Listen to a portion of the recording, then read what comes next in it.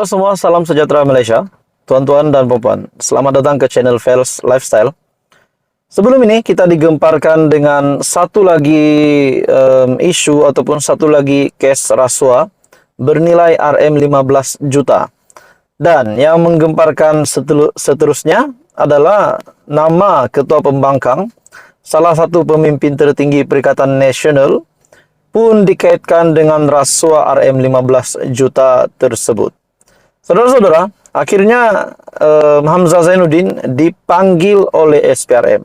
Dan lihat apa komen Hamzah Zainuddin, apa kenyataan Hamzah Zainuddin setelah nama beliau dikaitkan dengan rasuah RM15 juta itu.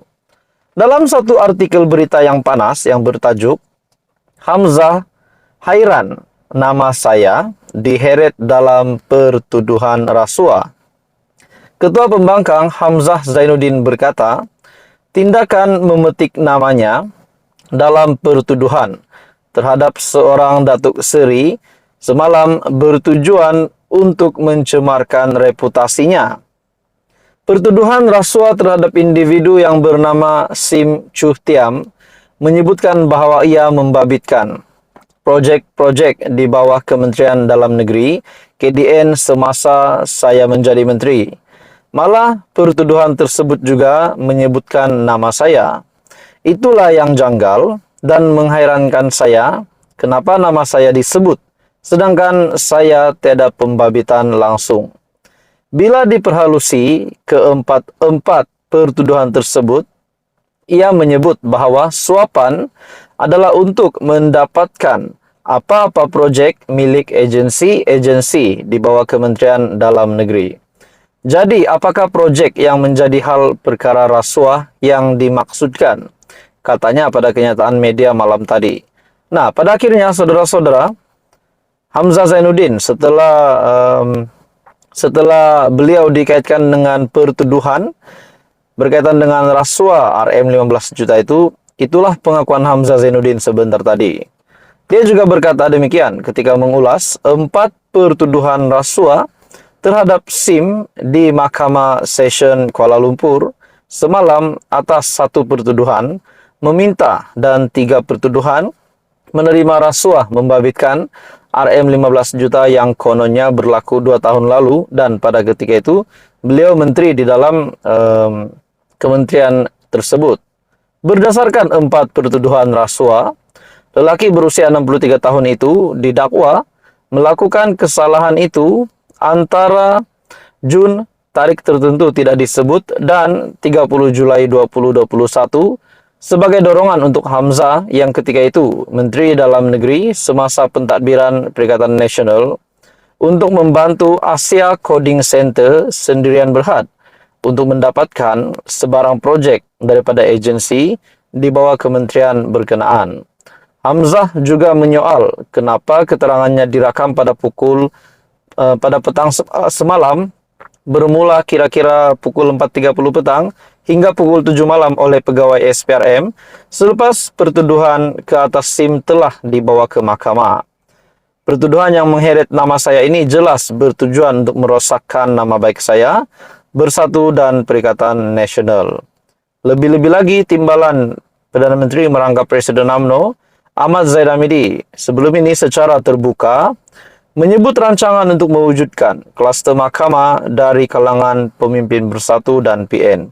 Pada akhirnya, benarkah akan terjadi kluster mahkamah dari PN? Sedangkan hari ini pun Wan Saiful Wanjan dan juga Presiden Bersatu sedang berhadapan dengan pertuduhan di mahkamah.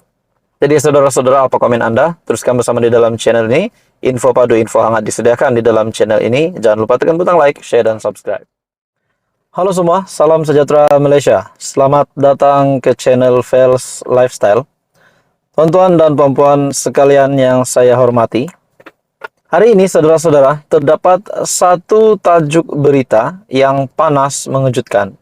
Ini mengaitkan nama seorang pemimpin tertinggi Perikatan Nasional, yaitu Presiden PAS sendiri, Tan Sri Abdul Hadi Awang, dan pengerusi DAP, yaitu Lim Guan Eng. Saudara-saudara, tuan-tuan dan puan-puan semua, seperti yang kita tahu, PN hari ini memang ada niat untuk menjatuhkan kerajaan, untuk menggulingkan Anwar. Kita juga dikejutkan dengan proklamasi Melayu yang ditaja oleh Tun Dr. Mahathir dan juga kerjasama bersama Presiden PAS yaitu Tan Sri Abdul Hadi Awang. Akhirnya saudara-saudara, dalam satu artikel berita yang panas yang pasti membuat ramai panas telinga, terutamanya kepada pemimpin-pemimpin pengundi Perikatan Nasional PAS. Di dalam satu artikel, Lim Guan Eng gesa rakyat buat laporan ke atas Hadi, membuat laporan polis ke atas Hadi Awang. Lim Guan Eng menggesa rakyat Malaysia supaya beramai-ramai membuat laporan polis terhadap Presiden PAS Abdul Hadi Awang bagi menamatkan politik pecah belah, pelampau dan perkaumannya. Ini kerana kata pengurus CDAP, jenama politik pemimpin PAS tersebut mengancam perpaduan dan integrasi nasional. Adakah Anda setuju dengan kenyataan dari pengurus CDAP di mana jenama politik pemimpin PAS adalah mengancam perpaduan dan integrasi nasional? Dalam kenyataan yang lain juga di dalam artikel ini, menurut Lim Guan Eng, Hadi juga telah mendedahkan kegairahan PAS untuk berkuasa tanpa mempedulikan dakwaannya yang menghasut dan tidak berasas. Dia juga menegaskan bahwa kegagalan kerajaan untuk bertindak terhadap Presiden PAS pada masa lalu telah menjadikan lebih berani. Nah, saudara-saudara, persoalannya, adakah Tan Sri Abdul Hadi Awang kini boleh namanya boleh dilaporkan ke pihak polis dengan kenyataan oleh Lim Guan Eng sendiri? Dan adakah relevan juga bahwa Tan Sri Abdul Hadi Awang mungkin bakal ditangkap disebabkan perjuangannya ataupun disebabkan oleh kenyataan yang dinyatakan oleh Lim Guan Eng? Akhirnya Lim Guan Eng menggesa rakyat buat laporan polis ke atas Hadi. Hadi begitu terdesak untuk mengacau, menggugat kestabilan, malah memusnahkan kerajaan perpaduan pimpinan Perdana Menteri Anwar Ibrahim. Sehinggakan dia terus menyasarkan orang bukan Islam dan bukan Melayu secara terbuka. Hadi kini menyalahkan mereka, yaitu bukan Melayu, sebagai kumpulan perompak terbesar dan pemberi dan penerima rasuah. Ini mengarut, sedangkan rasuah tidak mengenali bangsa dan adalah masalah negara yang dihadapi semua bangsa. Katanya dalam satu kenyataan, menurut Lim, Hadi telah mendedahkan kegairahan PAS untuk berkuasa tanpa mempedulikan dakwaannya yang menghasut dan tidak berasas. Dia juga menegaskan bahwa kegagalan kerajaan untuk bertindak terhadap Presiden PAS pada masa lalu telah menjadikan lebih berani. Hadi juga tidak malu untuk mengulangi berkali-kali pembohongan bahwa minoriti memenangi pilihan raya umum 2022 dengan peratusan keluar mengundi lebih tinggi berbanding Melayu, sedangkan peratusan Melayu yang keluar mengundi adalah yang tertinggi daripada semua masyarakat, yaitu 79%. Nah, akhirnya Lim Guan Eng sebagai pengurus CDAP membuat pendedahan yang panas ini.